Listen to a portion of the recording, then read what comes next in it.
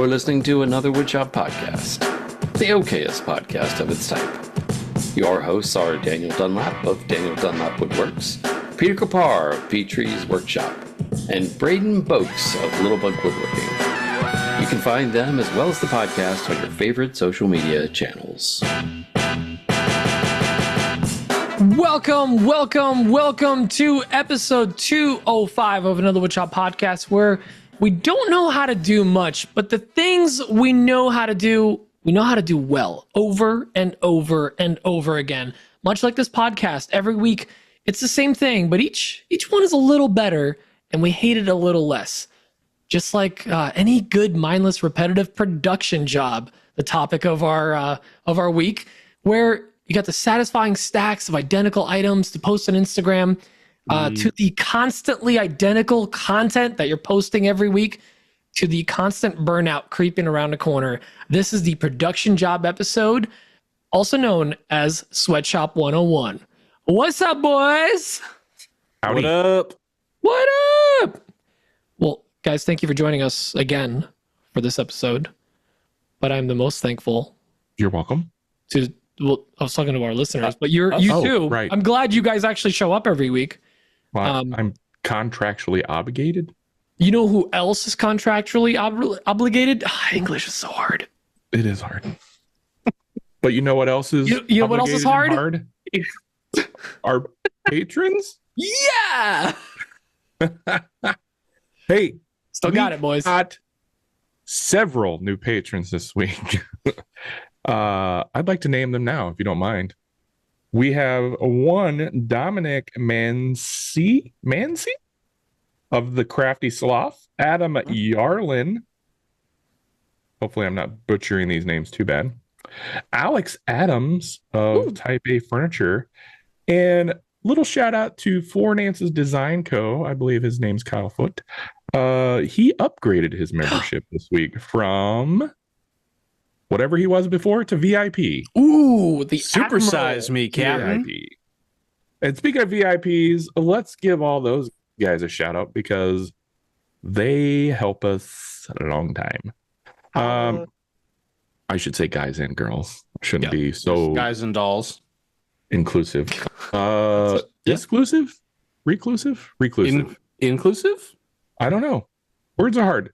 John Herbolsheimer of Living Lath Woodworks, Luke Bosworth of LJB Makes, Jared LaPuma of LL Builds, Tyler Booth from Temecula Yard Games, Henry Lutens from Manfreda Woods, Elevated Wood Design, that'd be Scotty Holland over there, Charlie Coons from Stubby Case Studio, Justin Frazier from Fraser Canyon Woodworks, Sarah with Rosie's Woodshop, Jesse McIntyre of Sage Hill Woodcraft, Michael at Gillette Woodworks, Victor from Whim Designs, Nipples and Brimmers from Nick Brim Woodworking. Guess he found a winner.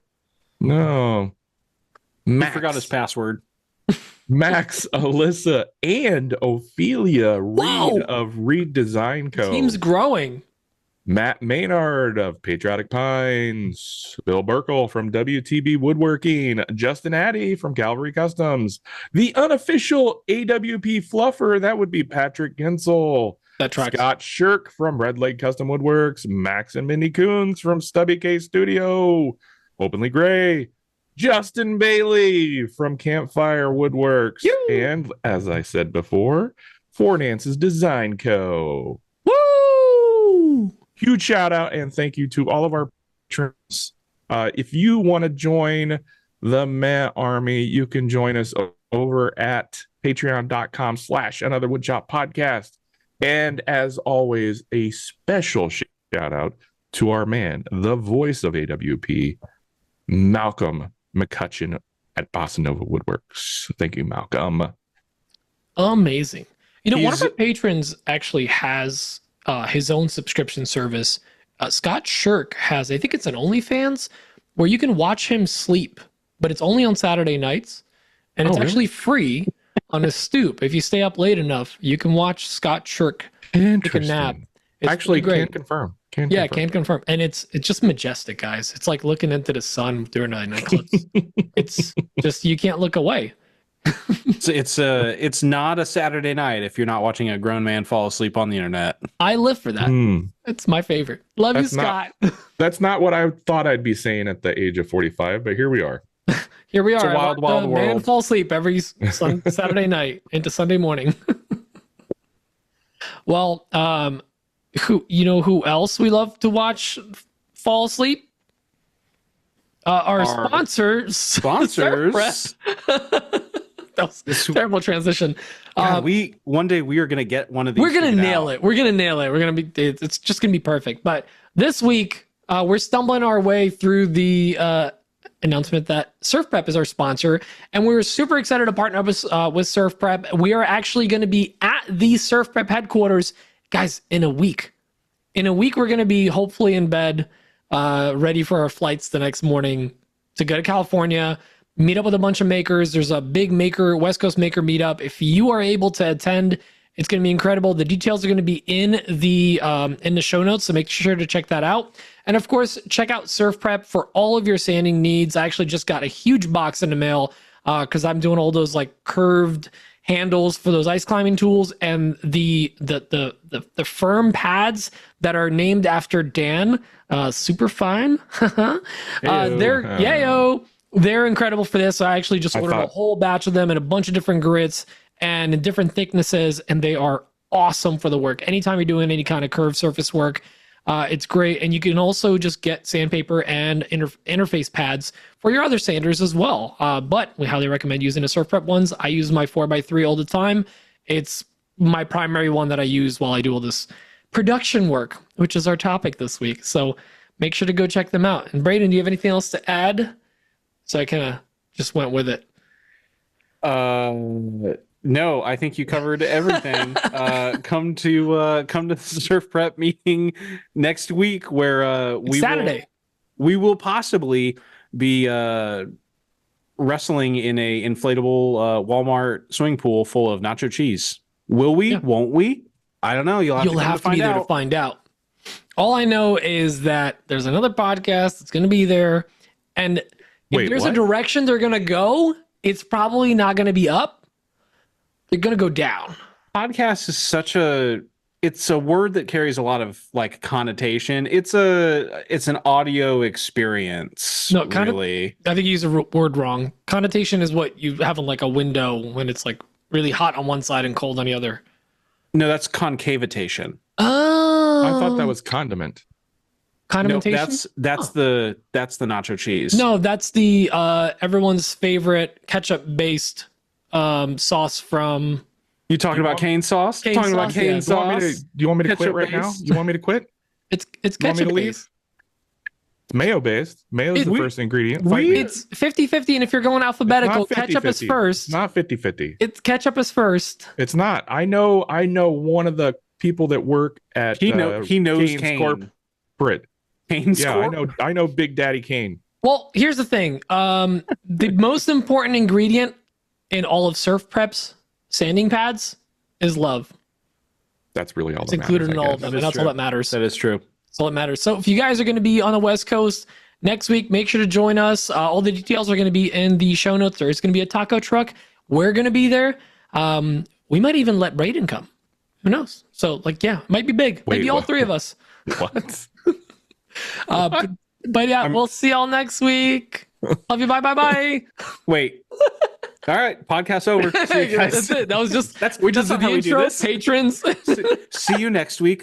Bye. This is the automated show, so the rest of the show is going to be automated. Yeah, we just fill in the blanks. I do want to point out that next week, if you are joining us for the live, we're actually going to be recording on Wednesday because we do have to get ready for that flight to go out to Cali.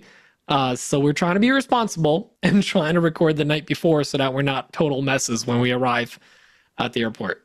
More so than normal. More so than normal. Oh, yeah. That's a good idea. 6 a.m. Bloody Marys are really hard. But 8 a.m. You mean breakfast? That's doable. 9 a.m. Yeah, that's free game at that point. Yeah. All right. Yeah, we operate on East Coast or Pacific Standard Time, whichever one plays to our favor. So it's specific time. I drink in Hawaiian time.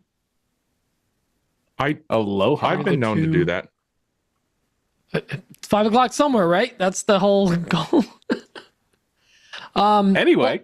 Well, listen, we could talk about our what's on the bench. We could talk about some maker news, but the big topic this week is production jobs. We decided to do a topic. It's something that we're all very familiar with, and we do a lot of work around. And I think we might as well actually kick it off with our last question, and then at the end we'll go through the rest of the questions that we have. So why don't we start with a question from Sarah Goldstein from Rosie's Woodshop, and we'll kind of jump into our topic this week.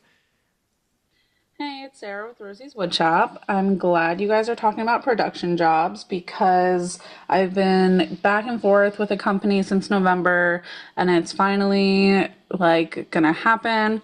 I'm gonna be making cutting boards as merch for their company. They're sending out their emails next week to their email list. They're gonna start off with a few hundred at a time, and then we'll kind of see how many orders we get. But it could either go really well or it could be decent, or I don't know, maybe people don't want cutting boards with that company's logo on it. But if it goes really well, I rent out a studio, so I'd only be doing it Saturday and Sunday. But then if I'm spending every single weekend making cutting boards all day, how do I stay sane and still get everything done on time? Yeah. Okay. Thanks. Bye. I really hope she gets to start that Pinto someday. They confused me again. Sarah, the background sound. Yeah, she now has superpowers because the gamma radiation generating machine in the background exploded 3 seconds after that. It just sounded like whatever you were next to was going to blow, and I hope you're safe. I mean, you sent the question, and I hope you're okay. I'm assuming you are. Well, I think there's no better way to answer this than to actually go through our topic. So we do actually have some 10 talking points that we're going to I need a little clarification before we start. The way she worded her question, it kind of made it sound like she's not getting a batch order from this company. She's making them as they need them. Possibly. Am I understanding that correctly? Because that would I think they're sending out batches of emails, and whatever orders they get, they will order that as a batch from her. So for the sake of the question, I think we need to answer it as if she's going to be doing 5 to 500. I mean, we could take it from either perspective too, of doing production orders, an order that is, basically made to fulfill orders, and they're ordered as a batch, or I would completely price them differently if that was the case. Well, I mean, I think whether you are doing 500 of something, 100 of something, or 5 of something complicated and large, a lot of the steps that we're going to go through today are going to apply to you, because even if you're doing something that's let's say you have to do 5 cabinets or 5 credenzas or 5 side tables like Dan does literally every week, that when he gets a double order, when you have to do 2 of the same table for 2 separate orders, so that's 4 tables, that's a production job. You got to get the exact same dimensions, same exact work, same exact stuff, 4 times, get it done exactly the same and not burn out while you're doing it. So why don't we kind of go start rattling off the list that we've got. And by the way, this list is going to be available to all of our patrons. We're going to be dropping in a separate little article for you guys. So all of our tiered patrons are going to be able to, the paid patrons, be able to view this as an extra little bit for your listening pleasure while we're going down this list. So the first one, obviously, before you get down to the down and dirty, planning and design. So that means doing, if you need to do blueprints, specification, prototyping, or selecting material or getting material. And I think, Braden, you had a great suggestion for this if you're doing production work, which is something you're actually doing right now. Yeah. So I just got my order of all of my puzzle boxes. And just in case you missed every single other explanation, these are boxes that are puzzles, not boxes for puzzles. But it's a product that I am branding for a business, and they're mass orders. They take them to trade shows and things like that, and they're just giveaways. So I forgot what the heck the question was. Well, no, well, we're not really going to answer the question. We're going to answer the question by doing all of these different topics that we're going to cover. But the main thing is that you were mentioning ordering third-party items to supplement your stock instead of actually making and then modifying or assembling or whatever it might be. Yeah, and I think so. Yeah, like a big part of the planning process for me when it comes to production stuff is figuring out where I'm going to get the product from. And so I've had a lot of success on products, products like this where you're doing large batch orders, especially for like businesses. Yes, they want quality. You can't just send a bad product, but they're less worried about bespoke one-off products. They are looking for something that is going to have a large scale impact with a large number of customers. And so that's a really good opportunity where you can source products from third parties. So like I've used some vendors on Etsy that they sell cutting boards through Etsy. I just worked with a manufacturer in China through Alibaba. Dan's done some stuff with Temu. So you can find products that are going to fit your needs for your customers, and you can save yourself so much time. And the way that these products are produced, it saves so much money, and that allows you to be a lot more aggressive on your pricing and kind of kick yourself off in the right direction by not driving yourself crazy by producing the base product that you might be customizing. Right. You need to find a good balance between quality and quantity. Unfortunately, you can't just have one or the other. Like Braden said, these companies aren't looking for bespoke one-off things. So, but they don't want awful quality. So you need to find a good quality product, but it doesn't need to be bespoke. So in instances like that, it only behooves you to find somebody or some company that can create a batch of product that you can buy and then personalize from there. Yeah, that's great. And you also, if you do end up actually having to assemble some of this material yourself, like gather material for let's say you're making cutting boards, like figure out what your lumberyard maybe sells. Maybe they have a specific dimension that they max out at, and figure out what is the max amount with a little bit of waste that you can get out of all those boards glued up. Maybe you don't sell 18-inch boards, you sell 17-inch boards or 16-inch boards. Maybe your planer is capped at 13 or 12 inches. You don't offer anything over 12 inches. Things like that, you got to try to plan ahead to try to maximize your material as well. And that's where the material selection is going to be very important, and planning out your work so that you're not left with a bunch of offcuts and wasted material. I also found the same thing optimizing sizes. So like those cutting boards that I used to do, I chose a size specifically based on packaging that I could get a hold of. Oh, good call. There's if you can get something where you're getting a standard box and you can you just run the same size thing for all these products, you can lock in your shipping costs. You're not having to worry about measuring everything. You've got your dimensions down. One of the most annoying things about shipping is measuring the box and then weighing it, and then you put it all in. If you can just put in new addresses and batch out shipping labels too. And we'll talk about this more. It's just one more area that you can optimize your workflow, because anytime you have to break out of a set workflow in production type jobs, it's wasted time, it's wasted money. And that's just profit that's coming right out of your pocket. Absolutely. Recommendo. So the next, and by the way, any of these that we talk about, if you want us to go more in depth on it, just reach out to the podcast, ask a question. We'd love to do a follow-up on this next week. We're actually going to push back the topic for next week a little bit, just so we can get any kind of follow-up stuff on it. So the next one is workflow and efficiency. So obviously, when you get a big production job, a lot of us are not set up to do that right out of the gate. We have to kind of think about what we're going to do. So obviously, your workshop workflow, you're optimizing your space, batch processing, which I'm a big fan of, and like your tool setup. So I'll kind of talk about this in a little bit. My main thing, like when I did this, I'm doing these ice climbing tools for a buddy of mine, and they're starting to grow. They're doing more and more work. The first time I did this, I was literally losing money. Granted, this job is all labor, but I was basically taking 2 hours to do a pair of them, and I was charging it like 20 something bucks a pair. So I was making like $10 an hour. It didn't make financial sense for me to do that. But over the years, obviously we brought up the price to kind of be more realistic with the second batch, and optimizing my workflow helped me get within that, like, yes, I'm truly on this time.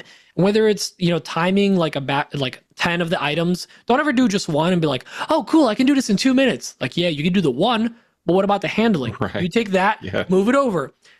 Or like for Dan, reset up the CNC. Make sure you have a new material that's the right thickness, or resaw it or whatever. That's all part of the, we used to joke about the shipping and handling back in the day when we bought stuff off the TV, not the internet. That's what it is. It's the handling part. There's a lot in between. So yeah, the CNC work might be 3 minutes, but then it takes you another 4 minutes to get it set up and then taken off. So the biggest thing I would say is, figure out your workflow, how you can kind of automate yourself. The batch processing is huge. I've actually set a limit. I will not deliver less than like 10 pairs to my client. And I've told him now, like, listen, for me to do just 10 is more work than for me to do 50, because I have to set up my shop. And this is the next thing, the tool setup. Like, I literally changed sections of my workshop. Like, my table saw is out of commission for a week, because that's a sanding station and routing station. Like, setting up your tools for something to just repeatedly do the same thing over and over again. Like, Braden, you're doing boxes right now.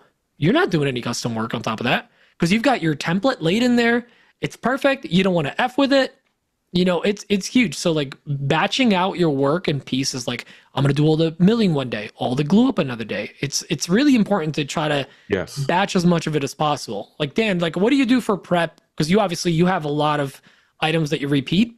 Like, how do you prep for that? I prep by doing one product at a time. I don't jump around. I don't go, okay, I need one of this ZCI, one of that. So if I'm going to cut this one specific ZCI, let's say I'm going to do a DeWalt miter saw, the DeWalt 780.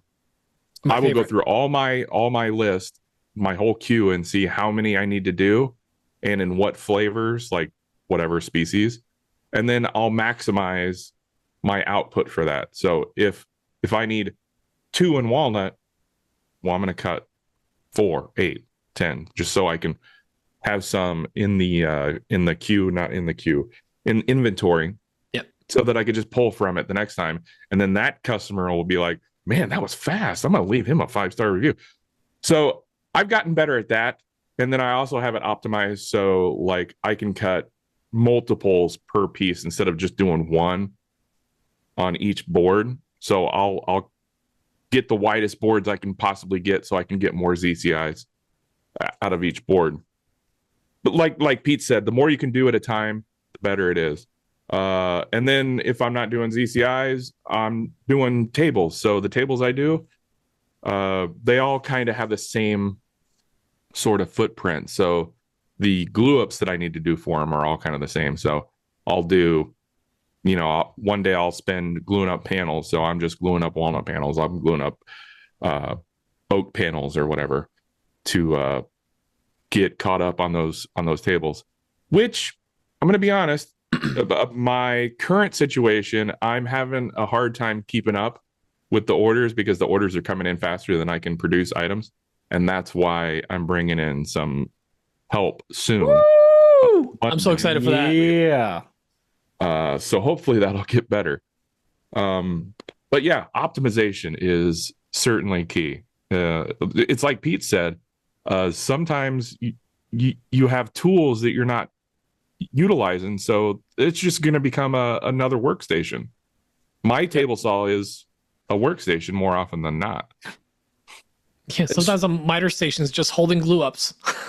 This part reminds me of the episode with Justin Bailey where he went into detail about, hey, if I'm gluing up one cutting board, I'm gluing up 4 cutting boards because it takes me exactly the same amount of time. Oh yeah, exactly. 4 up. Exactly. And you're set up for it. Completely set up for right. it. Table's got the drip guard on it if you put some paper down or something. Yep. Like, you got your clamps out. You're in a mindset. That's the biggest thing. I think you get in a mindset of like, I am doing this for the next hour. A lot of people forget about the time that it takes to get your glue out and get your clamps out and get your clamps on the table, and then before that, clear off the table so that you can have room for the clamps. Right. Right. And you nailed it. That Justin episode was a great piece of information.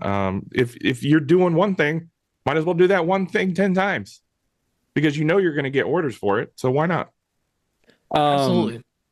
Before we move too far on, one part of production work that to me jumps out as part of considering your workflow and your efficiency and being part of your planning and design, that I think we're probably pretty likely to get follow-up questions on, is how does volume of what you're doing affect pricing? Like when you're pricing out a job for like a batch order of 10 or 20 or 50 or 100 of something, Dan, you brought it up that there's different ways to price jobs out. So how do you guys batch these out? Pete, you do a lot of small scale manufacturing batch work. I am so sorry. I got very distracted because I was trying to look up the Justin Bailey episode, which is, by the way, episode 154, 2 Velmas thick with Justin Bailey. And I Classic. guess where I'm reading this off of, guys. We are on IMDb. No way. Yeah, this episode is listed on IMDb. We're Another Woodshop podcast is on IMDb. It makes no sense. Our names are not on it, but we are the podcast is there. So sorry, we made it. Braden, right. I apologize. Question one more time. So a big part of planning and design, and then how you can set up your workflow and things like that, affects pricing a lot. So how do you set up your workflow when you're planning out these big batch jobs? How does it affect your pricing? Do you if you get volume, do you discount to your customers? How much? Like what does that look like? Well, I'm gonna get this button ready here. You're gonna up a lot. Like a lot. You're gonna overwork yourself for the amount of hours, and like you're still like. I actually, Keith Johnson said this to me the other day. He's like, "Well, it's my time. My time is free," and he was joking, but like that's how we think of our time. Is like our time is that's it's not a material cost. If I do an extra hour, it's still $70 an hour, $50 an hour, $30 an hour, whatever you charge yourself, like, or you're charging for your time. You're going to mess that up. You're going to underquote, and you will at some point be like, is this worth it? And you have to really sit down and look at your numbers and time yourself. And that's why I said, don't time yourself on 1, time yourself doing 10, time yourself doing 20 for each part and write it out. I literally wrote out every piece of the process. There's actually a spreadsheet on my dry erase in the shop right now. That's like every stage of the process that I have to do for these tools. And I've done the math on it. And realistically, I'm actually at like an hour 15 if I slack off, like I'm hanging out, it's a stoop night, I'm doing some assembly, or I'm routing, like I'm just kind of having fun. But if I'm like putting in work, like when Patrick's there, like I know I'm like just cranking it out. But here's the thing, when you hire someone, and we'll get to this actually in a little bit, when you bring somebody else to help you out, you can never expect the person helping you out to be doing 100% of your work. You will probably do 100% of your work because there's something about body doubling, like having a second person there that gets you going to your full capacity, whether it's like you feel like you got to prove yourself or you don't want to leave them hanging, or it's just like working with a buddy. But when you bring somebody else in, if they do 50% of your work, that's a great day. And you mean work as in like to your level of work, not to your level, like yes, to your level, your expectation. Like the bosses that are like, well, that's because that's your business. You have an employee. They don't give a damn about your business. They're there to get a paycheck, and they might like you, so they want to help you out. Like that's something to consider as well. So like if somebody does 50% of your work and helps you out and like does it efficiently, but does it, slower than you, that's fine. You're still doing 150% of your work for that day. And, it's going to cost you a little money, but you're way ahead of schedule now because you're getting it half as fast as you were originally going to do it. So, but we'll get into that whole thing a little bit later. Half as fast? Set time and a half? 1.5 time and a half as fast. Sorry, I said that completely wrong. But we'll kind of get into that a little bit more later. But you're going to mess up your time. The thing is, like, try to get as close as you can.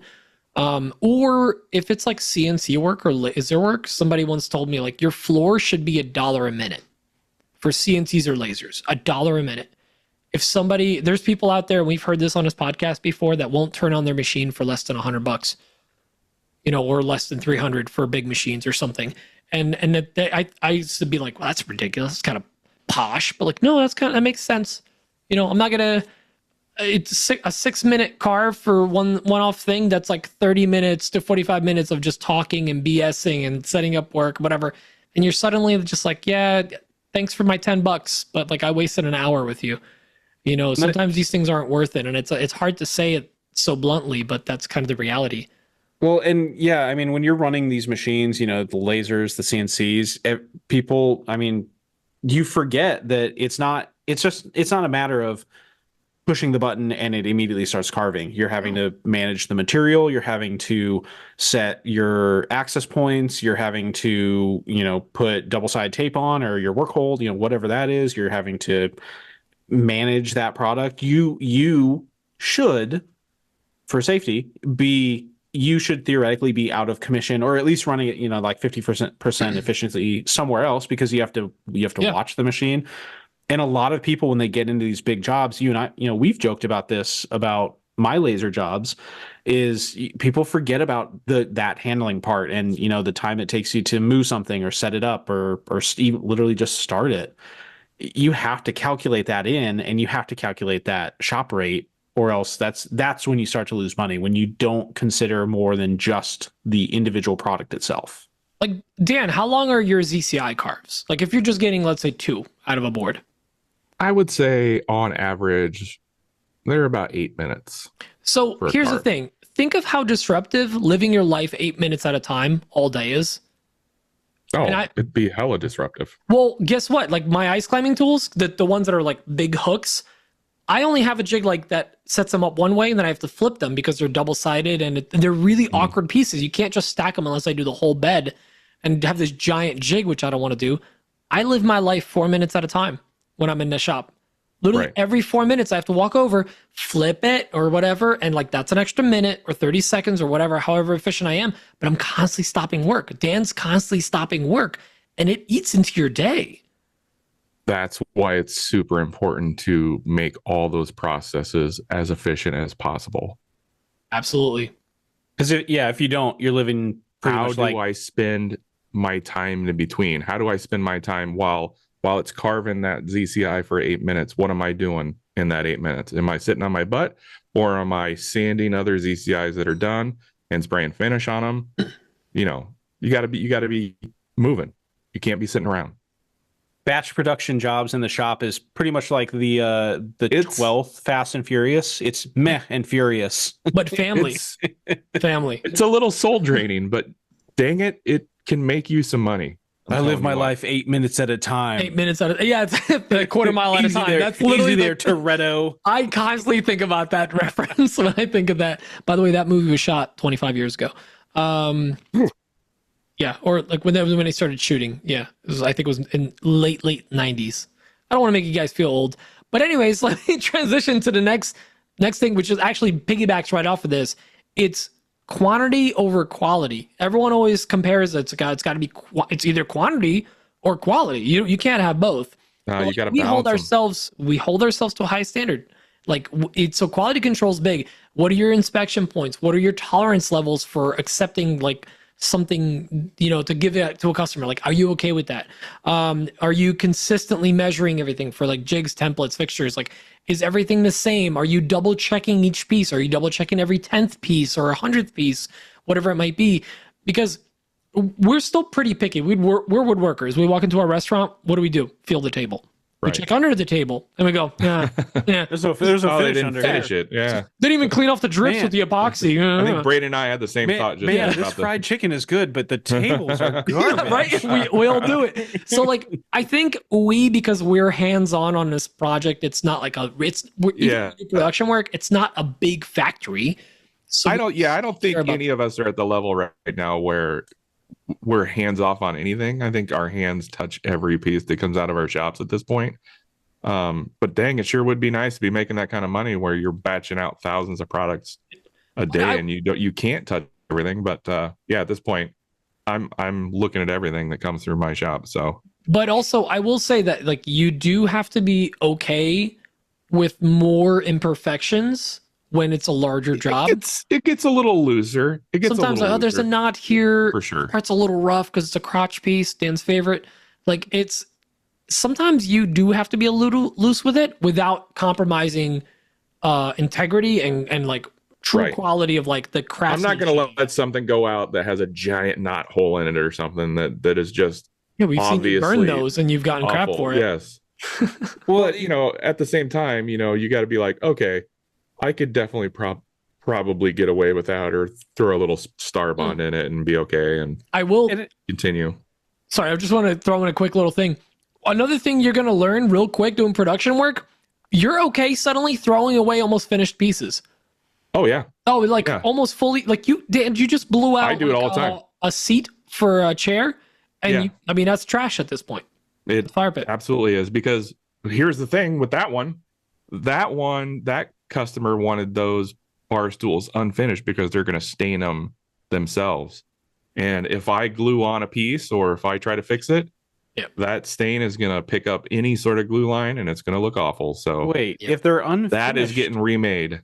If they're unfinished, why are you not just sending out just raw board feet planks. of wood? Raw planks and Send them pieces. some 8-quarter alder here. Unfinished.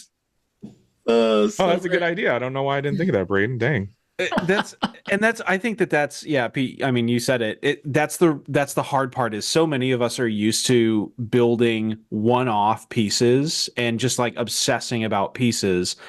Right. Batch work, end of the day, I mean, think about your average consumer that's like going to Target, going to Walmart. You're essentially like, you're batching out products that they might find on the shelves. They just happen to be quite a bit nicer. Right.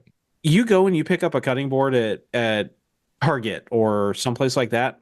That customer is not going to look and say, well, you know, this is heartwood right up against a glue line with you know, with darker walnut. They're going to look and say, oh, there's no gaps in there. This is a really nice cutting board. They're going to throw it in their basket and they're going to go on. So yeah, you have to get really comfortable with that efficiency part. You have to lean a lot more into efficiency than this is like, you're not making bespoke hand down to, you know, the grandkids type products. I mean, maybe you are, but you know, they're good quality products, but you are doing a lot of them and you cannot obsess about every single piece. Right. You like going back to the seat thing, you got to look at it and go, okay, I could definitely fix this, no problem. But at what cost? And not about like financial costs, but like how much time is it going to take me? Is it worth spending my time to fix this at this point? Or is it more efficient to just go buy more lumber and remake it?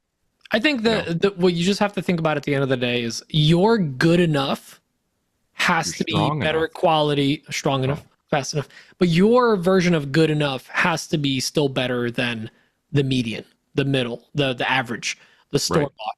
And as long as everything on average is coming out of your shop looking really great and you're proud of your work, awesome. If you're proud of your work and it's bad, you're going to have a reality check, and we'll kind of get to that at the end of like the improving and whatnot. But like, ask for feedback. Ask for feedback, or like, you know, if you're delivering work that you're not proud of, the customer might not notice it, but like, you need to think about that. You need to be proud of the stuff that comes out of your shop. You can't just deliver it for delivery's sake, because you're not going to get a repeat customer. And for production work, that's where the money's at, guys.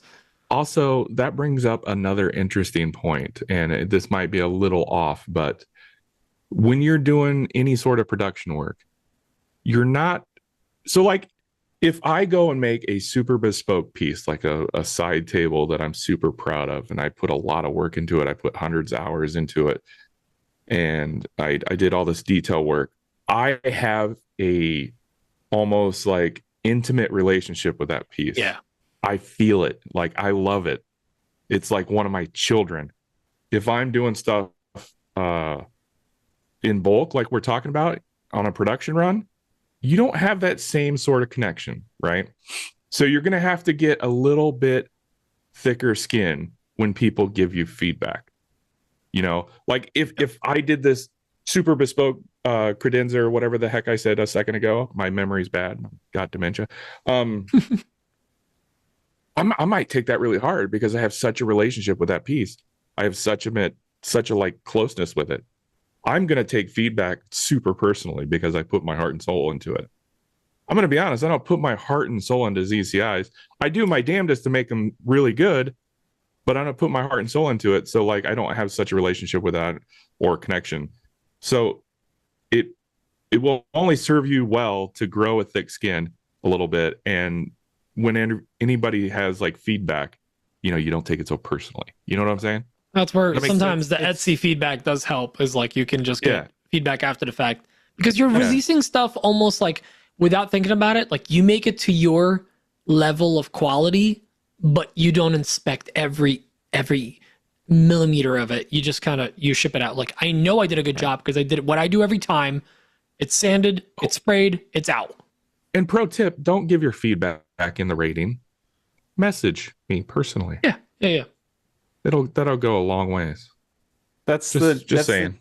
That's the difference between like the art pieces that we do, like the one-offs, and the production run. Like it's two totally different businesses, and it's really hard to overlap them because going back to setting up your shop, like if I'm working on one piece that's a really big piece and a bespoke piece, like I will shut down my shop to focus on that piece so that I have access to every single tool whenever I need it. If I'm doing production stuff, I'll shut down tools to do the production run. So it's just two different ways. You have to get yourself in the right headspace when you're doing these types of jobs. Yep. Which kind of brings me into the next subject of like, when you're doing numbers, one thing that tends to go out the window, unfortunately, is safety considerations. And I know it happens with all of us. I know one of the oldest stories on this podcast, which is almost a decade old now, it's a joke, was Dan cutting the survey stakes, where he just had to cut stuff, rip stuff on the table saw over and over and over and over again. That was a production run, though. It was a production run, and I'll let Dan get into that in a sec. But like, what you want to really consider is your safety protocols, what protective gear you're wearing, your machine maintenance, and the big things like with safety stuff.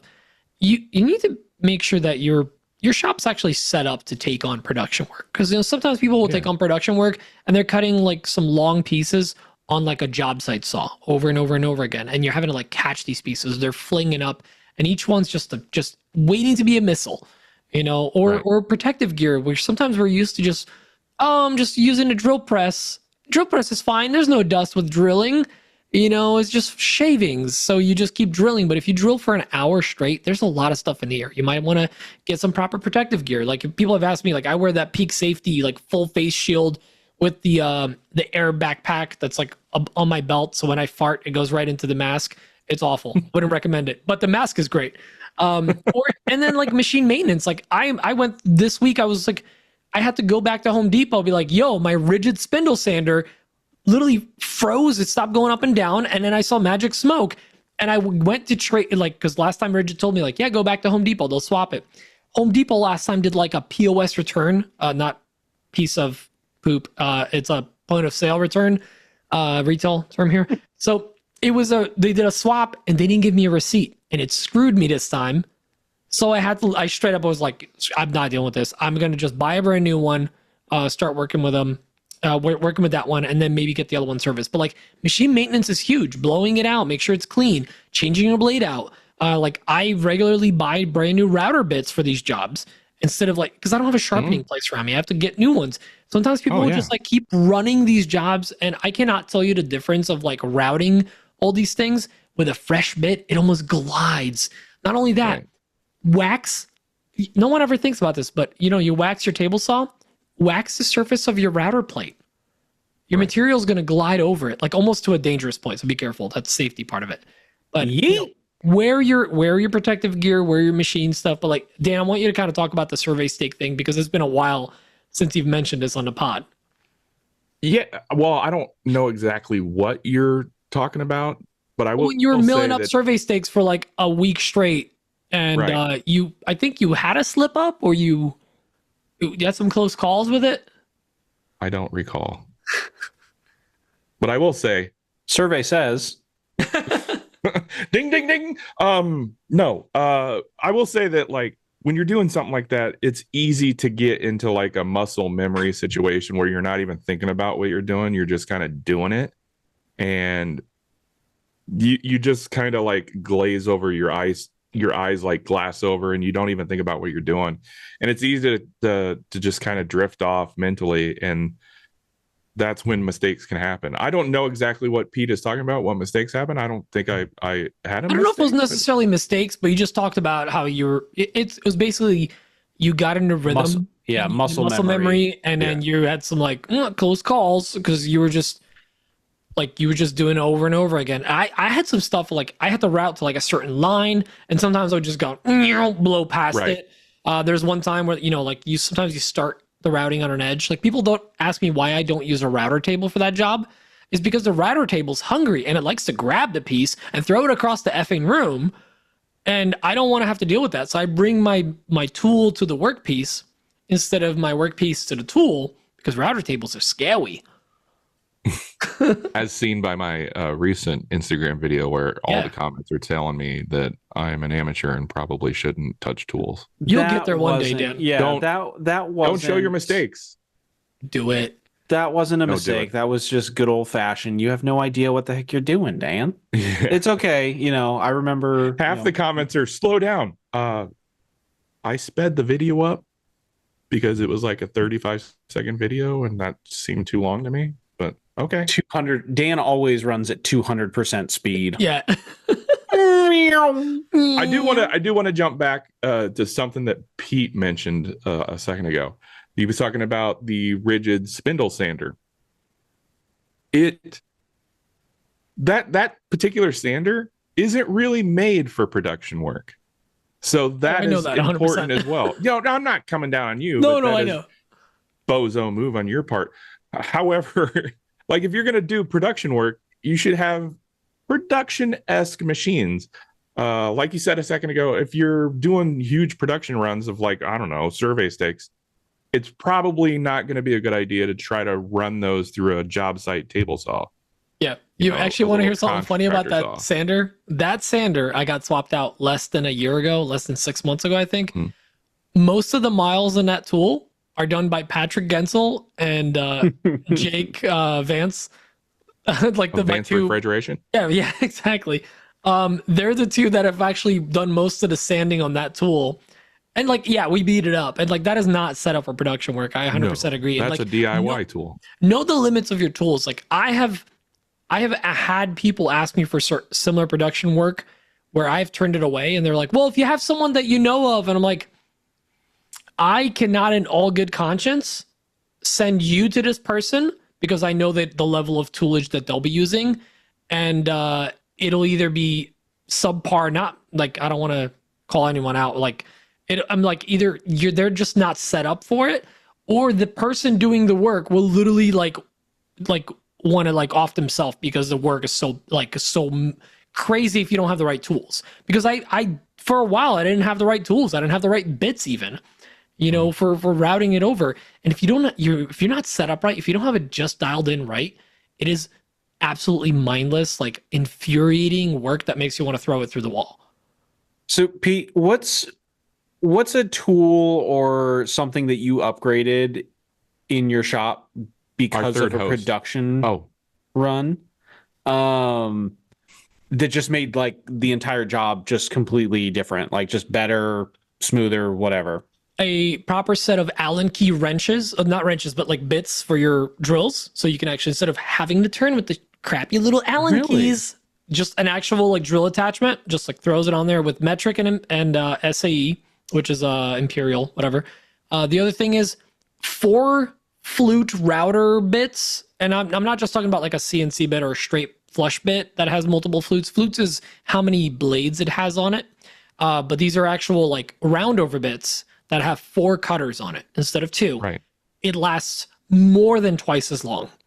It's ridiculous. And for $25 a bit, I'm like, that's a consumable at that point. It's like paper towels to me at this point. Right. The other thing I look at router bits as consumables. I mean, I go through some router bits are 100% consumable. People are like, oh, or CNC bits. Sorry, same thing. No, but absolutely, you're absolutely correct, because people sometimes will hold on to these things like, it's not cutting the same, or it's taking too long. Like, yeah, because you need a new bit, or clean it, for the love of God. That's another one of those things where I look at it and I'm like, well, this is costing me money to keep running this, so switch it out. I'm not even dealing with it.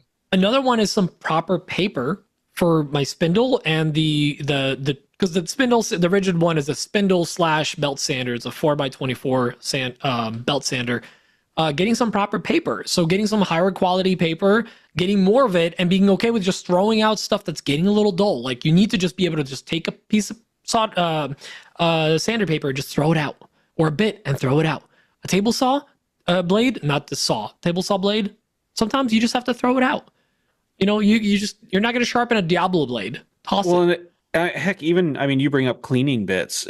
At a certain point, if it takes you 20 minutes to get everything that you need to clean some bits, sometimes it's going to be cheaper just for, at your hourly rate. It's cheaper just to order some more bits. Just run them through. I do have a pro tip. This one I love. And it's like such a stupid thing, but it's actually made sanding and routing really, really easy. Making Patrick do it? No. Go to Five Below. Get yourself some yoga mats. Yoga mats. Go to the Five Below or Dollar Store or Target, whatever. Buy yoga mats. They're $5-10, whatever. Cut them in half or cut them in thirds. You literally tape them to your table. It doesn't move. Your material doesn't move on it.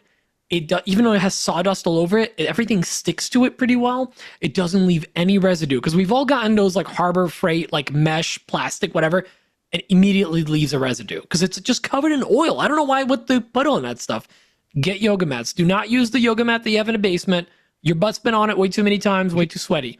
You don't want to be standing a cutting board on it. It's brave of you to assume I'm actually doing yoga down there. Yeah. And then the thing is, like, one of the models we were using are metal on the edge. So like it literally tears it up. Afterwards, I roll it up, trash, grab a new one.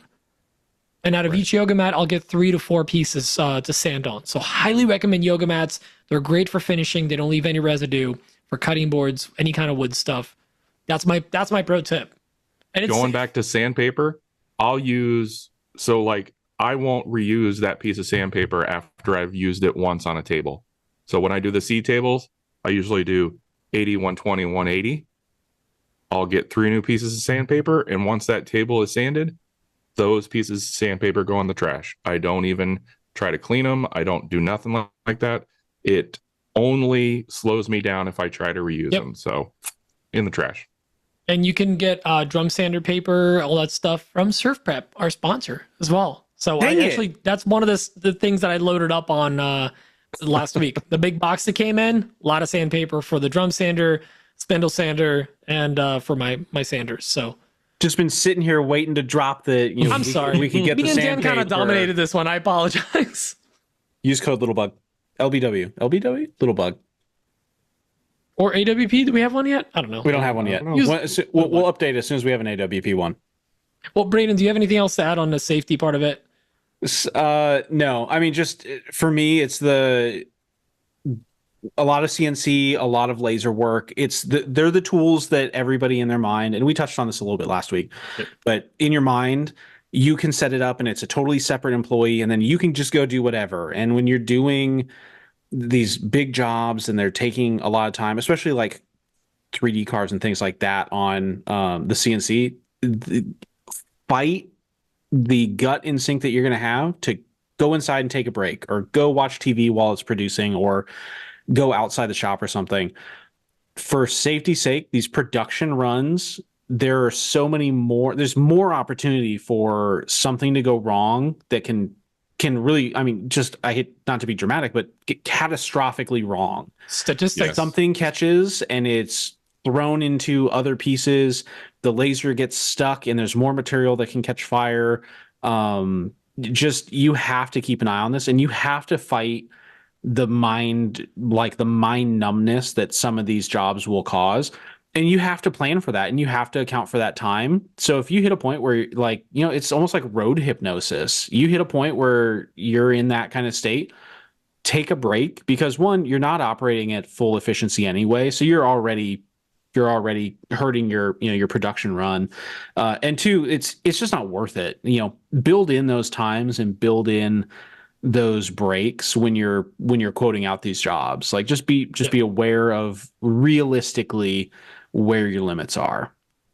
Absolutely. Great safety tips right there. Well, the next one we actually, Dan, you kind of touched on it a little bit. And that's inventory management. And it's not just inventory management with like your finished products. So sometimes it'll be that like you gotta, like my whole shop is shut down right now. My CNC is not running because it's the biggest table in my shop that's not being used. So the main thing is material inventory. We always want to make sure that we have the material that we need. Like Braden, you're ordering hundreds of boxes and you got to store them somewhere. So like if you have a small my wife space, is not happy about it. yeah, like Dan was literally storing his material for ZCIs and for the tables in Braden's shop. Then you got parts inventory, all the things you don't think about, whether it's screws, and honestly any screw or bolts or washers or whatever that I use regularly, I have at least one more box. I have like a Home Depot shelf or drawer where like if I pull the last one out, it immediately goes into the cart. Like I order the next thing. Yep. And then the last thing, I love this one, waste management. Dan, what do you do with your waste? It goes right in the trash can. No, but the stuff, sometimes a finished piece, almost 90%. Oh, that goes in the fire pit. In the fire pit. Guys, it's okay to throw stuff out. When you're doing production work, the numbers are not the same as like doing a one-off job. Right.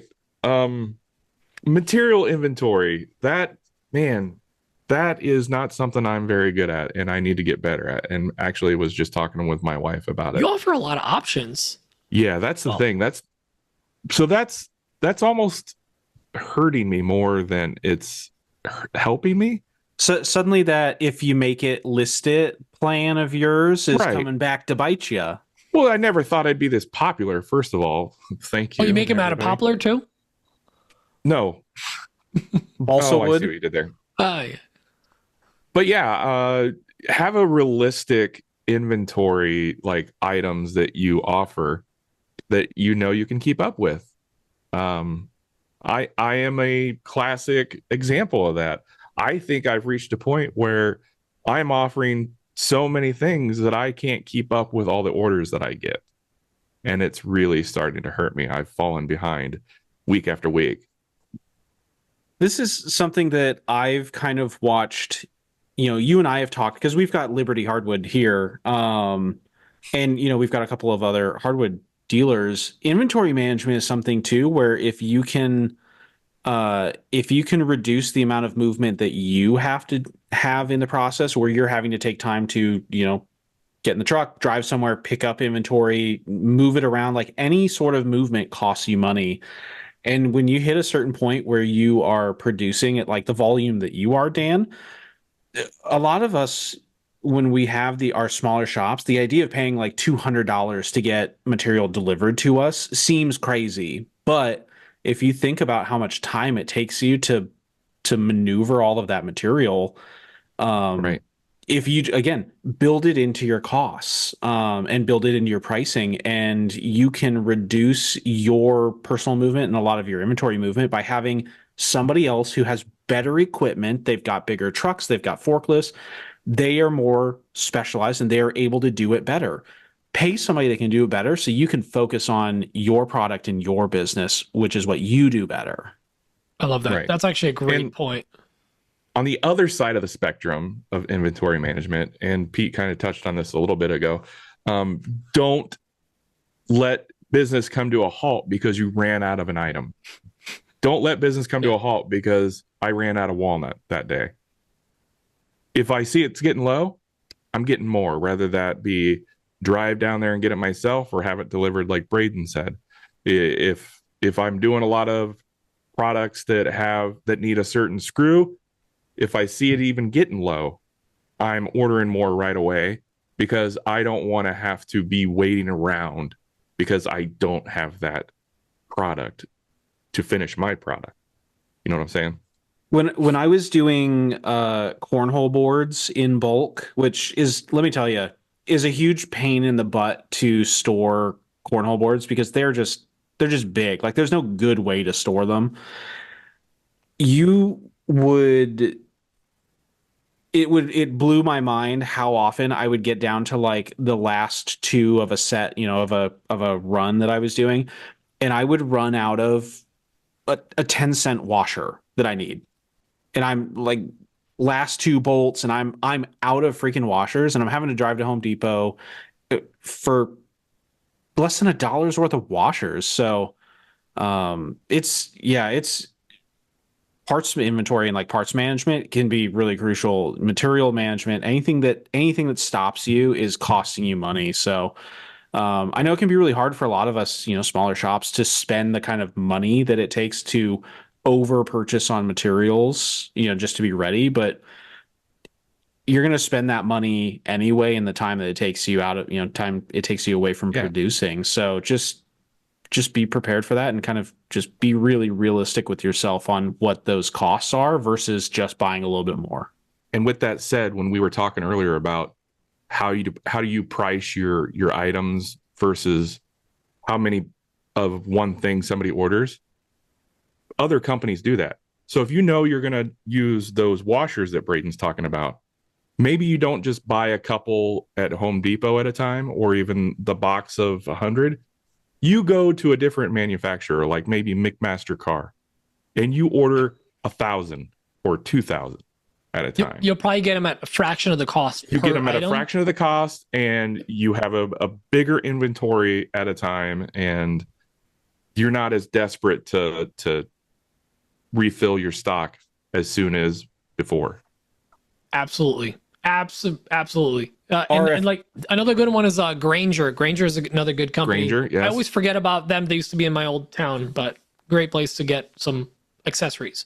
Braden, what's up? I learned a little bit about that with this Alibaba order. On Alibaba, it's a bunch of manufacturers, and you can put in something called an RFQ, which is request for quotation. And it basically, you put in your specs, and Alibaba's not the only place that does this, but you can put in your specs what you're looking for, and you can literally have quotes from different manufacturers come in, and then you figure out who's got the lead times that you need to work with, who can hit the pricing that you need, who's got better shipping, and you can balance all that on pretty easily because they're coming to you. So right, there's a lot of tools. We're learning a lot of this because we're small, like we're smaller businesses, but there's an entire world out there of production that is doing things in millions of units, and they have those tools, and you can use those tools. So just be aware of what you've got out there, and just ask around, find quotes, do things like that. Yeah. And any way you can save some time and money when you're doing these large batch jobs is important. And that's the next topic that is the name of the game when it comes to batch jobs. Time and money, baby. And so the next one is time management. And before I even get to the subtopics that we have selected, I want to talk about how your time is, and we talked about this a lot this last little bit, your time is worth a lot of money. You driving to, let's say your Home Depot is 15 minutes away or 20 minutes away. You drive 20 minutes, at least 20 minutes there, and then 20 minutes back, and then you got to kind of get in the swing of things like, all right, what was I doing? Okay, yeah. And it's like an hour and a half lost, right? Your time, if you're working in a shop, especially on a production job, the absolute floor, you should be charging your hourly rate. Like, think about like your hour lost just cost you minimum $30 up to $250. I know it sounds ridiculous, but your hourly rate, depending on what work you're doing and what level of work you're doing and how much free time you actually have, is anywhere from $30 an hour to $250 or more, but you should never be below $30 an hour. And I know it seems like a random number, but like, think about the time you have. A lot of us have regular jobs. If you're doing some production work on the side, you don't have a lot of free time. You need to value your time. So you don't want to be devaluing your time in a shop and take way longer on a job than you need to, because you had to keep going to Home Depot to get these one-off things or whatever, or like kept having to like slow down because the material wasn't ready. And like now suddenly you're making $10 an hour. It's not worth it. It's just not worth it at that point. That reminds me of those planter boxes where Dan, being the great friend that he is, he came in and helped me with those planter boxes. And I mean, Dan, what did I ask you while you were there? Something along those lines. I think you said How much money are you losing because you're wasting your day helping me? Yeah, how And I many was of like, your I don't Etsy know, like orders are you 300 behind bucks. on? Because how many of your Etsy orders are you behind of because you're here for 2 hours? And Time is sometimes it's money. the right thing to do, but like it's still a little like for what Dan did for you. I think that's great. I think our community needs more support of each other because people tend to help each other out back and forth. Like Braden's gonna help Dan out a lot too. It's gonna go. Yeah, one of these days he's gonna come help me, right? I mean, he cleaned out your shop. I don't want to get into that now. I cleaned messing it. with him. I'm messing with him. Yeah, I was gonna say I'd just like to bring up the beams. Yeah, there's that too. Oh, there was that. True. But let's get into our actual time management thing. So aside from once you know your rate, like you want to try to schedule some time, and sometimes this involves setting boundaries with your family and saying like, "Hey, honey, like I have to be in the shop for the next 3 hours, right before, and then I'll come in, I'll put the kids to bed, but for 3 hours, I don't exist. I love you. I need to get this done Right. so that we can buy this, new tires for the truck. I'm just hypothetical here. Whatever it might be. But like you want to schedule your time. You want to actually, I've been starting to do time blocking on my calendar to like, hey, shop time, 6 hours this day, non-negotiable. And Emma sees it and goes like, I can't talk to Peter those 6 hours. I can come in and help, but I can't actually do like, we can't go leave the house for whatever because that time is important. That's the time that I have dedicated to it. Everything else is just gravy for us to hang out. And you want to track your time as much as you can. You don't have to do this indefinitely. You might not be running a full company, but like we talked about this in the beginning, like figure out your time and what it's worth and how much you're able to get done in that time and track it so that you can figure out what this job's going to cost you in the future. Like Braden's probably done a lot of that math the last couple of weeks just to try to figure out how many can I get in a laser? How quickly can I do it? Like, what does it take me to swap it out? Like, how long does it take you to change over a whole bed? It takes me 7 minutes to change out the entire bed, and it's not necessarily even just loading. Like I'm having to unwrap plastic off of each one, and as I was doing that right before I came down here for the podcast, I was like, God, I've got to find a better way to optimize how I can get these unwrapped. And it was really easy, to change it a little bit. I literally went and grabbed my big trash can and I dragged it over right next to where all 300 pounds of boxes are. So I wasn't having to move back and forth to like throw these piles of cellophane away. The little things help. Little things. I mean, yeah, and we talked about it. You have to account for every single second of time when you're opening up the laser and you're adjusting things and you're taking a box in, putting a new box out. It's really easy to just say, hey, it's 20 seconds to do that. That's not that much. You multiply that by 400, it's a lot of time. Oh yeah. Mm-hmm. Mm-hmm. So anything you can do with like machines too, it might be worth it to spend an extra 15, 20 minutes trying to optimize like a speed, your speeds and your feeds or how many passes you're taking. Sure, you're spending another 30 minutes working on that part of the process, but the time it'll save you in production, you'll make that back easy. Yeah, and to give you guys an example, I'm doing all these ice climbing tools, and to assemble each one, like because it was the ones that was wood, metal, wood, and then you had to put 5 screws in. Me cranking them out with the efficiency that I've been doing this for a while took me about 2.5 minutes to do each one. Right, so 2.5 times I had to do 200 of them. I'm doing a math lab with you guys. That's 500. That's 500 minutes it took me to do all of this. And if I divide that up by 60, that's 8.3 hours. And that's me doing it full efficiency, never stopping for 8.3 hours straight. Here's the thing. I had my buddy Joe helping me out with it. Joe takes about 4 minutes to do it, almost double the time, which means if I have him do it, it was going to take about 15 hours to do it all. And that's roughly what it took. It took about like 14, 15 hours to do all of them with him doing most of the work. But here's the thing. I was able to do other stuff. So like sometimes you got to like figure out your time and like if someone's helping you out or if a machine's doing it instead of you doing it, is it faster? Like, me sanding a panel by hand or me running it through a drum sander. Little things like that you need to try to calculate to try to maximize your efficiency. And what'd you say there were 500 pieces? It was 500 minutes for 200 pieces, so it ended up being Okay. my time. Well, okay, we'll go with 200, no problem. Yep. Let's say you can shave off 10 seconds per piece. 10 seconds time 200, because Braden mentioned this a minute ago. Yeah. 10 seconds time 200, that is what, 2,000 seconds? So what is 2,000 seconds? Well, by 60. Oh wait, sorry, divided by 60. That is 33 minutes that I saved. Right. If you shave 10 half seconds an off hour of each off piece, of 8.5 hours, Exactly. I saved half an hour, which is pretty big. That time adds up. And which is like the last part of the time management. Like you're gonna need breaks and downtime.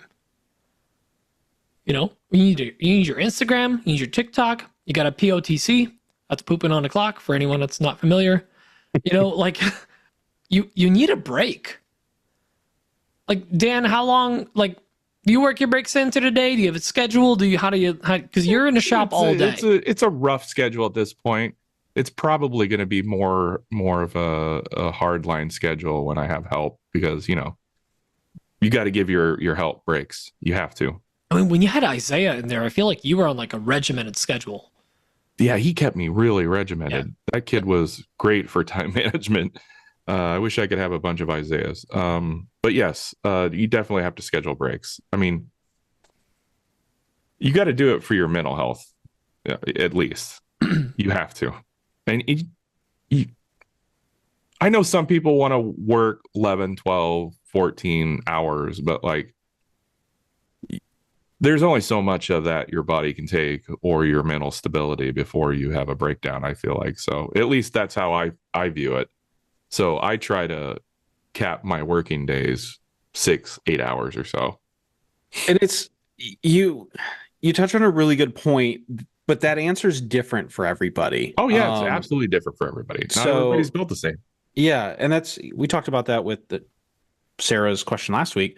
You've got to figure out what fills your cup and how you can keep yourself functioning. If you need to do, you know, if you only want to work 2 days a week and you can crush out like a 14-hour day for both those days, go for it. If doing that is going to cause you more problems, it's going to cause you more errors, it's going to cause you to be less efficient, don't do that. So figure out how you need to work. I just did the math on the fly too. My 20 seconds per box to flip versus 30 seconds ends up being over 400 units. It's 200 minutes versus 133 minutes. So literally shaving 10 seconds off per box in processing time saves me over an hour. Yeah. Adds up. Bananas. It really adds up. And so topic number 7, cost control. Because like that, you really got to stay on top of your stuff, because we've all done that one batch job where we just kind of figured it out as we go. We just threw the caution to the wind. You let Jesus take the wheel, however you want to say it. I've never done this. I'm going to figure out how to do it on this one. We'll figure it out along the way. Like, I've done the job where I basically was making $10 an hour and was miserable the whole time because I had no idea what I was doing, and I was by myself. Now the same job takes me a quarter of the time, and I'm way more efficient, and I'm not miserable the whole time. And you're charging more. And I'm charging more. Well, so like the biggest part is obviously you want to be budgeting. You want to be figuring out what everything costs you. You got to do your cost analysis, and you reduce your waste. So we've kind of talked about all these topics, but you want to, at some point through the process, evaluate of like, is this worth it? And sometimes you got to figure out, you'll figure out that like, oh, I'm taking a per hour labor loss on this. I'm still making money on it, but like my hours are very reduced. But sometimes, and there's been times that like this last batch where I like finished the job and I was like, before it was even done, I told the customer like, hey, I will honor this price, but I need you to know that what I quoted you initially for what I thought was going to be this amount of work was this amount of work. And it's going to be actually a lot more. And they asked, well, how much? And I said, double. And they were like, whoa. And then they still went for it, right? So like sometimes you'll get lucky. Sometimes they'll be like, well, we have to find someone else. And that's fine. You have to assert yourself. Don't say yes to the job just because it's a job. Right. I passed up a job recently where I did some prototyping. I did some design work. I did some inventory sourcing, things like that. And by the time we got all the prototypes out, got the samples, they were all great. That was exactly what the customer was looking for. But when I broke down what my time, the material, and just like how my process was going to be in terms of what that dollar amount ended up being, they ended up going with somebody else that was either more set up to do it more efficiently to where they were able to bring the cost down, or they were willing to take a lower hourly rate to get the cost down. But you have to be comfortable saying no to jobs that aren't worth. It sounds pretentious with how kind of the size of some of our shops, but knowing what your time is worth and just refusing to go below that. Right. You have to come to the conclusion that you're not Amazon. You can't compete with Amazon and Amazon prices. I mean, you're just not. So you have to have boundaries like Braden had there. For Dan, sure. What's the hardest thing for you to control in this process?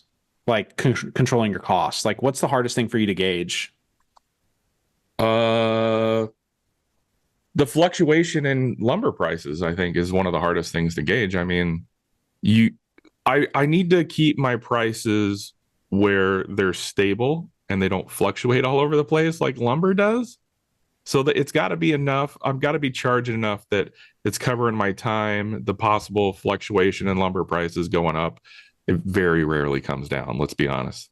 Does it ever? Yeah, I think lumber price fluctuation is probably one of the hardest things to gauge. So the only way that all of us as woodworkers are going to become millionaires is if lumber all goes down to pre-COVID prices and we keep all of our prices the same. Right. Pete, what about you? Walnut costs pine 99. Oh, I don't know. Pine's pretty expensive these days too. It is getting, You can get a great deal on 3/4 inch cedar though. You're talking fence planks. I'm talking pre-shaped cedar material. I mean, like that's the thing. Braden's building garden beds out of fence posts because it's cheaper. Planks. For fence planks, sorry, because it's cheaper than just buying straight cedar of the same dimensions. Right. Yeah. That material is processed more. Yeah. That goes back to a little bit of inventory management. I mean, you got to be on top of that, and waste management. Yeah, sometimes you got to pull inventory from Facebook Marketplace. I'm still trying to manage the waste from that job. I still have. I burned some of your waste while I was camping the last couple days because there were some pieces left in my bed of my truck. You should let me know. I have plenty. You could have been. Oh dang! The entire time. Fire pit. Have a big old fire pit, guys. That's what I was doing. Yeah. Should we do it at Braden's house though? Do a maker fire pit where everyone brings their scraps and you burn them. One guy's gonna bring epoxy offcuts. Brim. Brim. Welcome to the maker pit. Welcome to the maker pit. You know what's funny about this topic, cost control, is waste reduction, and that sounds a little counterintuitive. Like we're backtracking on what we're talking about. Like a little bit ago, we were talking about how, you can't be scared to throw a piece out. But now we're going to say, you got to focus on reducing waste. Well, you focus on reducing waste because that allows you to throw out the ones or the twos that don't meet your standards, right? Yeah, totally. Like that's the thing. I feel like, we all held on to scraps for a very, very long time. Like oh, this could be a little cutting board. This could be a smaller cutting board. This could be a coaster. Like at some point, I'm going to turn pins. You know what really helped me get over that point was Keith Johnson coming over with his scraps and me being like, this is half a cutting board. But then me being like, I don't have time to process all this live edge and glue it up to get the grain just right and everything. And you know what? Fire pit it is. And because I was thinking about it as like, this would cost me more in time. And I know this might sound bougie, but like it would cost me more time to process that walnut and get it perfect for a walnut cutting board than it would make me on that cutting board. And yes, it could be $100. that I didn't have before, but like it costs me 6 hours of work, 4 hours of work, 2 hours of work, whatever it might be. And if you're doing your math, if you're charging yourself, if you're like, I am $50 an hour, Pete, I am, $100 an hour, Dan, I am Tree Fitty Little Bug, whatever, like whatever your rate is, like whatever you're charging, if you're like, this is going to take me 3 hours and it'll be fun hours. It's time that I was going to hang out in a shop. If you're $50 an hour, it's $150 cutting board. And if you're selling it for $100, you just lost $50. Mm-hmm. And I hate to be so like P&L, profit and loss about this, but that's kind of where you're at with it. The second you figure out what you want to charge for your time, like your hourly rate. I did this in my day job also during COVID, because I work in healthcare, and it's a very, I was in a sales, or I'm in a sales type role. So I was literally calculating out, hey, every hour that I'm not sitting and working right now, what is it costing me? And I do the same thing in the shop. I figure out what my hourly rate is, and that's my bare minimum. And then anything that I'm doing where I'm just scrolling around on Etsy or something like that, I calculate out like, what did that just cost me?